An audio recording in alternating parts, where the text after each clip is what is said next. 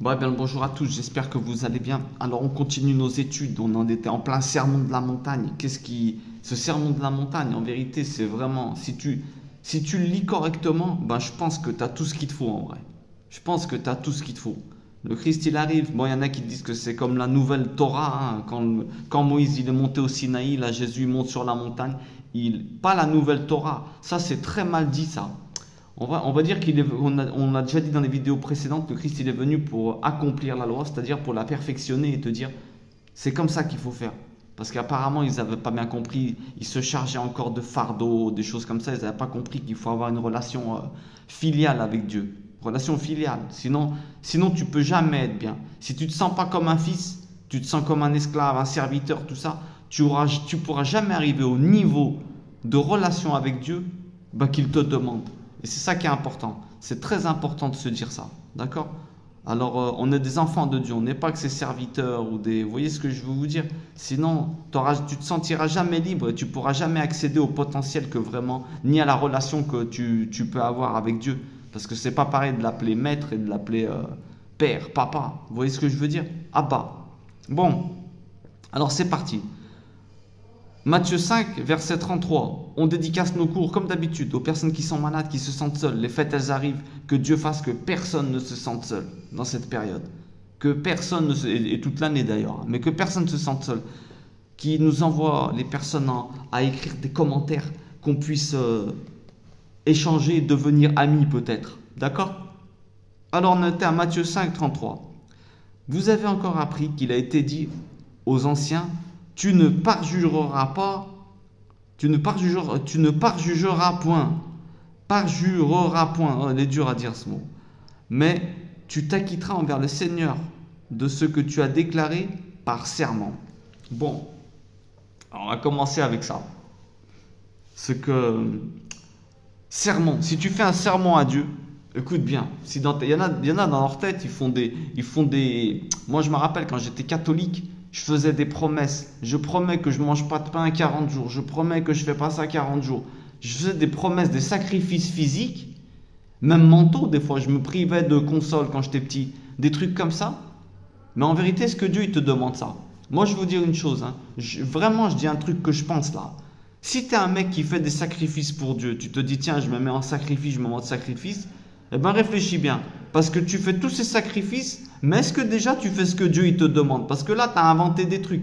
Dieu il te demande jamais de punir ton corps. Ça, c'est pas possible. Ton corps, c'est ton ustensile de voyage. C'est le véhicule, ton âme, c'est le pilote. Donc Dieu, il ne peut pas te demander de bousiller ton corps ou de faire un truc bizarre. Bien entendu, si tu es diabétique, tu te dis, tiens, je vais essayer d'arrêter le sucre, c'est une bonne idée. Là, on ne parle pas de quelque chose qui peut faire un bénéfice pour ton corps.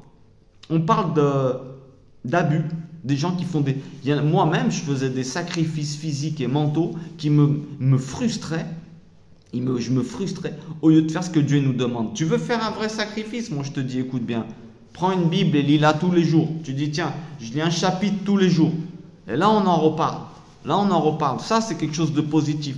Toutes les promesses que tu fais, elles doivent être positives. Ça ne doit pas te rajouter des fardeaux ou des punitions. Tu as vu des promesses punitions où si je fais ça, eh ben, tu me donnes ça. Des promesses punitions ou des promesses conditions, laisse tomber. Promesses punitions ou conditions, c'est pas bon. Pas bon du tout, du tout, du tout. J'ai touché un bouton. Là, je sais même plus où j'en suis. Donc on disait des promesses pour Dieu. Fais attention. Si tu promets quelque chose, il faut l'accomplir. Mais si tu as promis quelque chose de bizarre ou tu te mets trop un fardeau dans la tête, eh ben, change-le. Tu dis, Seigneur, je peux pas. Au moment venu, je pensais que je pouvais le faire, mais je vais le changer en faisant ça. C'est pas tu fais rien. Tu changes-le en lecture biblique. Tu dis, tiens, je vais lire un peu plus. Je vais lire un tout petit peu plus. Sans bien sûr faire l'abuseur et lire 15 pages par jour si tu n'as pas le temps ou des trucs comme ça. Dieu, il te demande la souplesse de vivre heureux. Tiens, je vais parler bien des gens. Je vais faire sourire à tout le monde. Ça, c'est des bons sacrifices. Bref, si tu fais une promesse à Dieu, si tu dis à Dieu, tiens, je vais venir te voir tous les jours à 8 heures, faut y tenir, mon ami. Rigueur mentale. Tous les jours, petit rendez-vous avec toi, Seigneur. Fais-le, tu l'as promis. Mais attention à ce que tu promets. Si tu promets moi je te conseille de rien promettre parce que tu sais jamais l'humain, c'est là où on en vient. Ne promets rien du tout, ne parjure pas, ne promets rien du tout. Pourquoi? Parce que tu sais pas, tu sais pas si tu vas pouvoir tenir ta promesse. On ne sait pas si tu vas pouvoir tenir ta promesse. En vérité, aujourd'hui, tu as toute la force tu te dis, tiens, j'ai la force aujourd'hui, mais est-ce que je vais l'avoir toute ma vie? Ne jure pas, ne jure jamais, ne dis jamais, je te promets ça, Il ne faut pas tomber là-dedans. La seule chose que tu dois promettre, c'est vouloir t'approcher de Dieu tous les jours, faire du bien autour de toi. Ça, c'est très, très important. Alors, on continue un peu pour voir ce qu'ils nous disent dans les écrits. Alors là, on a traité un sujet un peu différent, mais ne jurez pas. Il est en train de parler de... Là, on a dit jurer au niveau de Dieu, mais là, il parle des jurons devant les gens. Mais moi, je vous dis de ne jurer aucunement, ni par le ciel, parce que c'est le trône de Dieu, qui tu es. Je te jure par le ciel. Ah ouais, mais c'est chez toi, le ciel, il dépend de toi. Tu jures sur un truc qui ne t'appartient pas. Incroyable, c'est comme si je te dis, tiens, vas-y... je te donne 15 euros et toi tu viens me voir et je te dis non mais les 15 euros c'est mon frère, il doit te les donner. Tu fais la charité avec la poche des autres. Là tu jures avec un endroit qui ne t'appartient pas. Et en plus regarde l'endroit que c'est, le ciel. Imagine-toi là l'erreur que tu fais. Ni par la terre non plus elle ne t'appartient pas. Parce que c'est ton marchepied. Exactement. On ne jure pas sur quelque chose qu'on utilise. En fait, on jure, mais parce que c'est ton marchepied. C'est intéressant cette phrase. Il faudrait l'analyser avec plus de temps. Mais on ne dénigre pas des choses qui nous servent. Moi, je vous dis une chose. Hein. Il y a quelque chose ils te demanderont des gros comptes dans ta vie, c'est quand tu n'as pas été reconnaissant. Et même des éléments matériels. Tu as vu, tu prends un stylo, il n'y a pas, tu le jettes comme ça là. Tout a une valeur. Et d'ailleurs, tout a un ange. Tout a un ange qui est autour de ce truc. Ce stylo, il était censé finir dans mes mains. Donc moi, il n'y a pas, tu jettes une cuillère, tu jettes pas. Le matériel, tout ce qui est matériel, c'est un gros manque de respect envers les cadeaux que Dieu il t'a fait, il t'a mis à disposition, que de les maltraiter. Il n'y a pas, tu déchires une feuille pour rien, tu dessines pour rien sur une feuille comme ça, après ah bah tiens, t'as gaspillé. Mais faites bien attention à ça. Ni tu dois gaspiller, ni tu dois maltraiter aucun de tes trucs. Tu dois prendre soin de ton matériel. Très important, parce que Dieu il a fait en sorte qu'il tombe dans tes mains. Alors tu dois prendre soin de ton matériel. On a fait une petite parenthèse, mais si vraiment tu es un enfant de Dieu, sinon vas-y, tu prends tes vêtements, tu les salis, tu fais n'importe quoi avec. Pas bon, parce que Dieu il t'a donné ces éléments pour que tu en prennes soin. Tu dois prendre soin du matériel. Je ne parle pas d'être un extrémiste, chez toi c'est Ikea ou un truc comme ça. Non. Je parle on use, les choses elles sont faites pour être utilisées.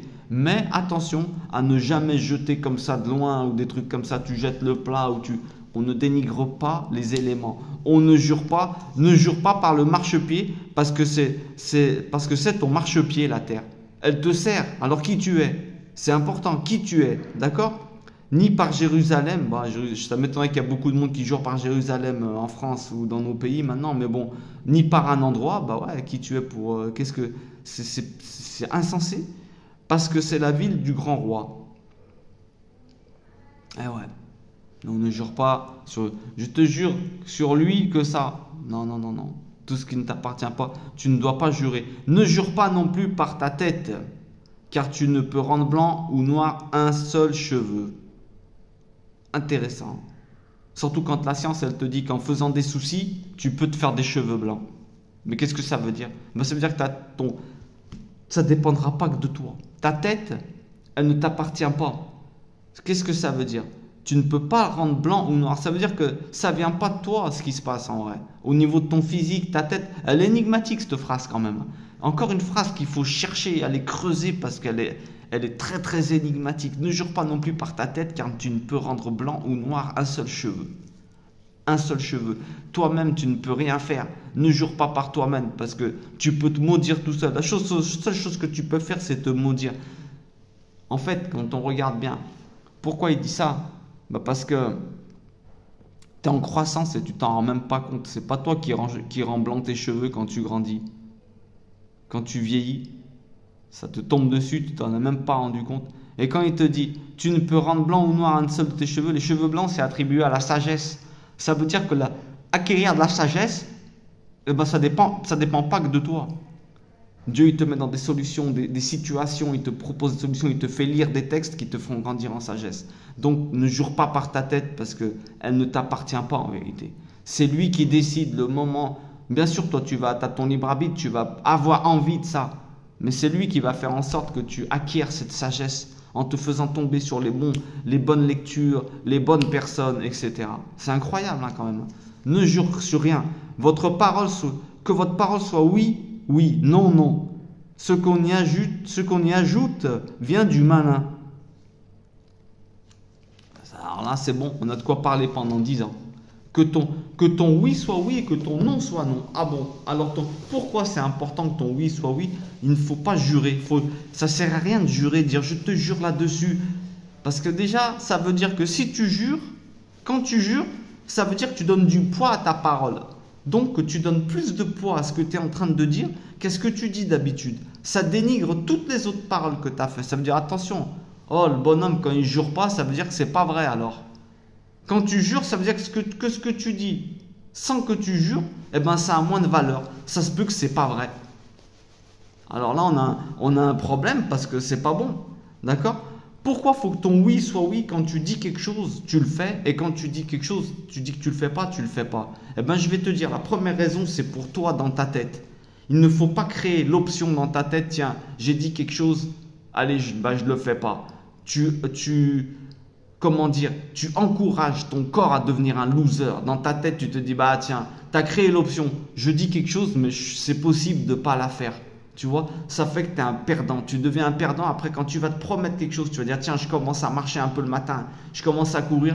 Dès que tu cours, dès que tu le fais pas une fois, ça y est, tu as créé l'option. Tu as vu que tu n'es pas mort, et ben tu te dis, allez, c'est pas grave. Pour ne pas devenir un bras cassé, un gros feignant, écoute bien ce que je te dis, hein, et un loser, un perdant. Quand tu dis quelque chose, tu vas jusqu'au bout, ne serait-ce que pour ta confiance en toi et dans ta tête. Tu te dis non, il faut que je sois quelqu'un de fort. Tu ne crées surtout pas l'option de je dis quelque chose, mais je ne le fais pas. C'est comme l'éducation d'un enfant. Quand tu le punis, tu le punis. Même s'il vient vers toi, il fait tchouva, il regrette, il te dit papa, pardonne-moi ou maman, pardonne-moi, pardonne-moi. Tu adoucis la punition. Tu peux l'adoucir. Mais ne l'enlève pas, ne l'enlève pas. Il faut pas que l'enfant, il ne doit pas grandir dans sa tête avec l'option le oui peut être non et le non peut être oui. Sinon, tu es un homme mort et lui, c'est un homme mort. Et toi-même, dans ta tête, tu es un homme mort. Si ton oui peut devenir non, laisse tomber. Tu vas me dire, ouais, mais il y a des fois, alors, comment dire, il y a des fois, eh ben, je peux pas faire ce que j'ai dit. Eh ben, il faut, justement, comment dire, il faut que ça soit un signe de Dieu clair quand tu ne peux pas faire ce que tu avais dit que tu faisais. Même toi, une personne de valeur, écoute bien, un enfant de Dieu, quand il dit quelque chose, il doit le faire. Sinon, tu modifies, mais tu fais quand même quelque chose. Il n'y a pas, tu fais rien du tout. Dieu, chaque fois, il a dit qu'il faisait quelque chose, après il a modifié, il a adapté, parce qu'il est dans sa souplesse. Mais toi, quand tu promets quelque chose, il faut faire très attention. Ton oui doit être oui. Ça, c'est très très important. Alors après... Donc ça, on avait vu, pour ne pas créer l'option, ça c'est important, de ne pas créer l'option dans ta tête, parce que sinon tu deviens un perdant. Il faut savoir une chose, que le mensonge, enfin on ne parle pas du mensonge, mais bon, quand ton oui devient non et ton non il devient oui, c'est un peu le trouble dans la tête, on parle un peu du mensonge, c'est l'arme préférée du diable. C'est le diable qui a inventé le oui non et le non oui. Toi, normalement, tu dois être quelqu'un de stable. Il faut que, comme on a dit, il faut vraiment que ça soit un signe de Dieu. Il faut vraiment que ça soit un signe de Dieu si jamais tu reviens en arrière sur quelque chose que tu as dit. Quand tu dis, par exemple, tu promets quelque chose à quelqu'un, fais très attention parce que tu déclenches son imagination. La personne, elle attend quelque chose. Tu as créé une vie à l'intérieur d'elle. Tu as dit quelque chose. Tes paroles, elles créent quelque chose. Hein. Toutes tes paroles, elles créent quelque chose. Alors, si tu as pollué l'atmosphère en ondes qui ne servent à rien, des mensonges, puisqu'en vérité tu mens, puisque quand tu dis quelque chose, tu le fais, tu le fais pas. Mais la personne, tu crées une mort en elle. Hein. Tu crées un manque en elle. Hein. Quand tu fais une illusion à quelqu'un, c'est un truc terrible.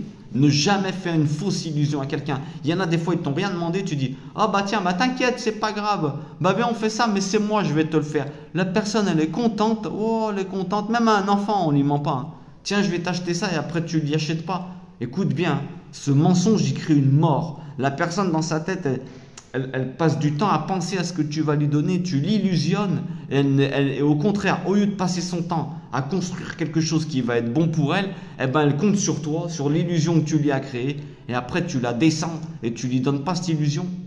Tu auras des gros comptes à rendre pour ça. Moi je te dis, tu auras des gros comptes à rendre, et attention de ne pas te faire fracasser toi après dans tes illusions dans ce monde. Pourquoi? Parce qu'il y a une loi de rétribution, ça on le sait très bien.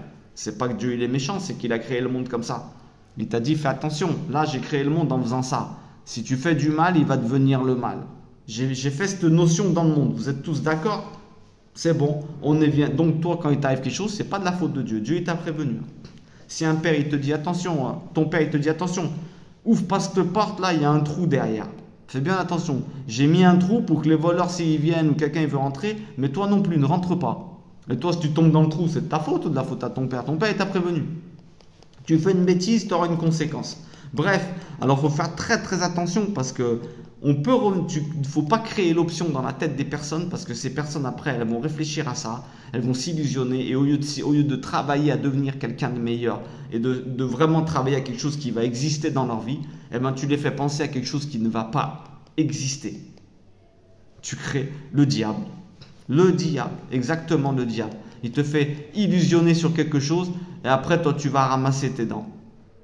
Le diable, c'est exactement ça. Ne sois pas quelqu'un qui transfère la parole du diable. Donc ne crée pas l'option dans la tête des gens parce que c'est la pire des choses que tu peux faire. On a dit, on n'est pas là pour leur faire perdre du temps. On n'est pas là pour... On aura des comptes pour le temps. Fais bien attention aussi, quand le temps que tu enlèves à quelqu'un, tu auras des comptes à rendre dessus. Aujourd'hui, je suis très terre à terre, hein, je suis très ramasse, mais bon, c'est beaucoup de notions qui sont importantes. On n'a pas le droit de faire perdre du temps à quelqu'un. Il n'y a pas, tu viens, tu lui racontes un truc qui sert à rien. Que ton oui soit oui et que ton non soit non. Eh ben, il y a un truc qui est important. Bon, on a dit que tu dois te remoduler ce que tu as dit en fonction de...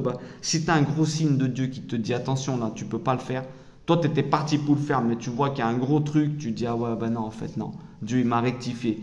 Il a juste voulu voir si j'avais l'intention peut-être. Avec l'intention, ça y est, tu as accompli ta bonne action ou ton truc. Tu vois, il y a des fois, ça ne va pas dépendre de toi. Tu vas avoir envie de le faire, mais ça ne va pas dépendre de toi. Donc, on disait ça. Hein. Donc, alors, qu'est-ce que j'étais en train de dire? C'est écrit quoi encore? Que ton oui soit oui, ton non soit non. Un truc important aussi. Que ton oui soit oui, ça veut dire fais attention à ce que tu racontes. Il faut que tu sois sûr de ce que tu dis. Si tu rapportes quelque chose sur quelqu'un, vérifie. Vérifie avant de dire quelque chose et il faut faire attention. Pourquoi? Parce qu'il se peut que des fois, tu n'as pas à raconter la chose. Mais en tout cas, il faut que tu sois sûr que ton oui soit oui et que ton non soit non.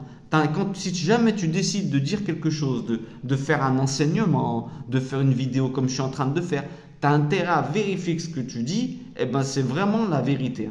C'est vraiment la vérité. Après, tu vas me dire, il y a un truc qui est intéressant, c'est que si on te demande quelque chose, est-ce que tu dois dire la vérité? Tu as vu par exemple quelqu'un, il a un pantalon qui est pas bien ou une coupe de cheveux, une femme, elle a fait une coupe de cheveux, tu sais.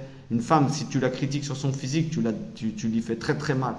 Et qu'est-ce qu'on fait? Est-ce qu'il faut toujours dire oui? Est-ce qu'il faut toujours dire la vérité? Moi je te dis, il faut toujours dire la vérité. Mais il y a un moment et une manière de le faire. Toujours. Un mensonge, jamais. Il y a toujours moyen de passer par la vérité de quelque manière que ce soit. Il vaut mieux éluder, des fois, il vaut mieux dire, ne pas dire, tu vois, que ne dis jamais un mensonge. Ça n'existe pas, les mensonges pieux, tout ça, c'est faux, c'est complètement faux. Dieu, il a dit, il a fait le monde avec la vérité, le mot. On va faire un petit peu de gematria, vous allez bien aimer, là, regardez bien. N'oubliez pas, il faut toujours dire la vérité, mais il y a un moment et une manière de le faire. Il y a un moment et une manière de le faire. C'est écrit alors. Ok, alors attendez, il y a un truc aussi que je voulais vous dire là. Vite fait, je vais vous écrire 2 ou 3 trucs et je vais vous les dire parce que écrire ça va pas être bon. On va voir à l'envers. Je voulais dire une chose, faites attention quand vous avez une vérité à dire à quelqu'un. Ne vous pressez pas à cause du diable qui va vous mettre la culpabilité de vas-y, tu dois lui dire, tu dois lui dire. Ne faites pas cette erreur. On a dit il y a un moment et une manière.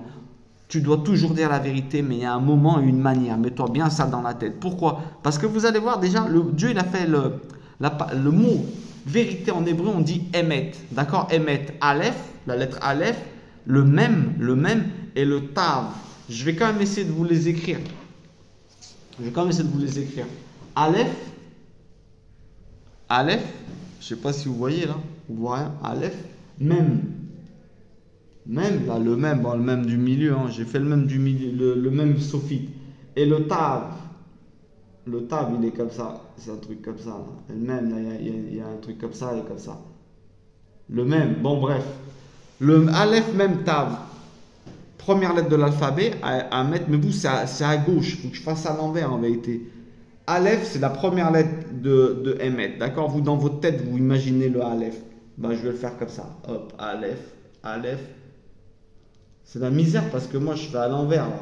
Même et Tav, je vais effacer.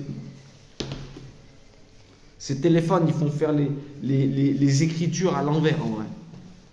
Aleph, même. Attention, on voit mal en plus. Aleph, là, on ne voit même pas. Le feutre, il n'écrit pas. Bref. Aleph, même et Tav. Le Tav, faut pas que je fasse n'importe quoi. Comment je peux le faire à l'envers? Comme ça. Bon, bref, c'est à peu près comme ça, voilà. Ahemet. Aleph, la première lettre de l'alphabet. La dernière lettre de l'alphabet et le M, la lettre du milieu. C'est incroyable le mot émettre, la vérité, ça veut dire vérité. Somme numérique égale à 9. Somme numérique, la petite somme numérique, c'est-à-dire la première lettre c'est égal à 1. Le 1, parce qu'en hébreu on sait qu'il n'y a pas de lettre, il n'y a pas de chiffres. Hein. Les chiffres c'est les lettres, donc le Aleph, le A là, il est égal à 1. Vous voyez ce que je veux dire? Donc on a somme numérique de toute cette écriture là. Aleph. 1. Ensuite, on a 40, le même. Même 40 et Tav 400. D'accord? 1, 40, 400. La lettre du milieu, d'accord? 40, 400. La somme numérique. Donc, la petite gematria, c'est tu prends tous les chiffres et tu les additionnes entre eux. Tu as le 1, le 4 et le 4. D'accord? Ça fait 9. C'est pour ça qu'on dit que la vérité, elle est égale à 9. D'accord? C'est la somme numérique de 9. Tu as le 9, ça représente la vérité. Et le mensonge, c'est sheker. D'accord? Shin, kouf, resh. Moi, je ne vous l'écris pas, c'est la galère. Et bien, la somme numérique de ces chiffres, sheker, elle est égale à 6. Pour ça, tu me diras, ouais, le diable, 6, 6, le jour de la chute, 6, 6. Bon, bref. Le 6, et vous avez remarqué que le 6, le chiffre du mensonge, le 9, c'est la vérité. Le 6, c'est le mensonge. On va dire, c'est la tête à l'envers. C'est le même chiffre, mais à l'envers. Vous voyez ce que je veux dire? Pour vous montrer que la vérité, elle ne va pas tenir en vérité. Et si tu vas voir, et là on disait tout à l'heure, quand tu dis quelque chose, tu dois être conscient que ce que tu dis, c'est la vérité. Pourquoi? Parce que pour connaître la vérité dans une situation, la première lettre de l'alphabet, la dernière, et celle du milieu, eh ben, il faut que tu connaisses toute la situation. Du début à la fin. Vous voyez ce que je veux dire? Tu veux la vraie vérité? Eh ben, il faut connaître la situation du début à la fin. Premier mot de la Bible en hébreu, c'est Bereshit, Bara, Elohim, Chet, Hashamay. Bon, on a les Bereshit au commencement, au début, à l'entête, dans le plan de Dieu, d'accord? Premier mot, Bereshit, Bara. La dernière lettre du mot Bara, Dieu créa Dieu la terre, c'est le Aleph. Ensuite, Bara, Elohim, la fin du mot Dieu, d'accord? C'est un M et tête. Chet, le troisième mot, ça veut dire que les trois mots, écoutez bien ce que je dis parce que c'est un peu compliqué, en plus ça vous embrouille comme je vous dis. Bereshit, les 4 premiers mots de la Bible, ils commencent par Bereshit, ça veut dire au commencement, au départ, bon on ne rentre pas dans les détails, j'espère qu'un jour on le verra. Bereshit, au commencement, Bara, Elohim, Chet, c'est les 3 mots qui vont après. Et bien les dernières lettres de ces 3 derniers mots, elles forment le mot Emet, c'est Aleph, Mem et Tav. Qu'est-ce que ça signifie? Ça signifie que Dieu, il a créé la vérité. Il te dit, au commencement, tout ce que je vais te dire, c'est la vérité dans ce livre. Donc la vérité, toujours, eh ben, elle est importante. Pourquoi? Parce que si tu veux suivre Dieu, ce qu'il te dit, eh ben, c'est important. Après, il y a un truc qui est intéressant aussi, c'est que tu veux savoir la fin des épreuves, Emet, la vérité, tu la sauras à la fin, au Tav, à la fin de l'alphabet. À la fin de ta vie, tu as vu? Le même, d'accord, c'est le milieu et le Aleph, c'est le début de l'alphabet. Tu veux la vérité, ben, c'est tout l'alphabet complet. C'est incroyable, incroyable. Après, je vous dis un truc aussi, c'est important que vous le sachiez, c'est que Bon, quand vous entendez, le 9, c'est le numéro de la vérité. Hein. Et le 6, c'est le mensonge, d'accord? Donc le 6, c'est le jour de la chute, diable, toutes ces histoires-là, c'est intéressant. Et le 9 à l'envers, c'est intéressant. Bon, on pourra peut-être faire des études là-dessus si ça vous intéresse, les guématriotes, tout ça. C'est toujours, tu prends la somme des chiffres et tu les additionnes tous entre eux jusqu'à que tu arrives à un seul chiffre. Tu additionnes. Si la somme elle est de 15, ben après c'est 5 plus 1 et tu finis en 6. Il faut toujours terminer en une petite guématria, un petit chiffre, d'accord? Un numéro, pas un nombre, un numéro. Il faut toujours finir avec un seul numéro. Et donc on disait, un truc intéressant aussi, hein, allez tant qu'on y est, quand tu enlèves 10% de quelle que soit la somme, écoutez bien, la dîme, hein, quand un ils disent ouais, faut donner 10% de tes biens aux pauvres et tout, moi je pense que c'est vrai. Vous allez me dire, faut les donner à l'église? Non, pas forcément, tu donnes à un pauvre. Moi je pense qu'il faut donner 10% de tes revenus à quelqu'un. Pourquoi? Parce que Dieu il t'a dit, mettez-moi à l'épreuve, entre guillemets. Si vous donnez 10% pour les pauvres, je vous promets que vous ne manquerez jamais de rien. Eh bien écoutez ce que je vous dis, mettez à l'épreuve et vous allez voir si Dieu il a menti. C'est une des seules promesses que Dieu il a fait dans la Bible. Alors écoutez ce que je vous dis. D'ailleurs, vous voulez voir, quand vous enlevez 10% de n'importe quelle somme que vous avez, vous faites la somme des chiffres, hein, et ben vous allez voir que vous arrivez au chiffre 9. C'est la vérité. Incroyable, essayez-le. Enlevez 10% de n'importe quel chiffre, vous allez tomber sur 9. Incroyable mais vrai. Incroyable mais vrai. Et d'ailleurs, tous les noms bibliques, tous les noms, la somme numérique, elle finit en somme numérique, en petite guématria. On a dit, dès qu'on réduit chaque fois jusqu'à arriver à 9, eh ben on arrive à quoi? On arrive à 9 aussi. Chaque nom biblique. Incroyable mais vrai. Incroyable mais vrai. Je pense que vous avez compris. Je n'ai pas besoin de vous dire comment c'est pour réduire. Hein. Je vous fais un exemple au cas où, parce que ça m'intéresse que vous essayiez. Ça peut vous servir à fortifier votre foi. Bah, émettre, on a dit, c'est 1.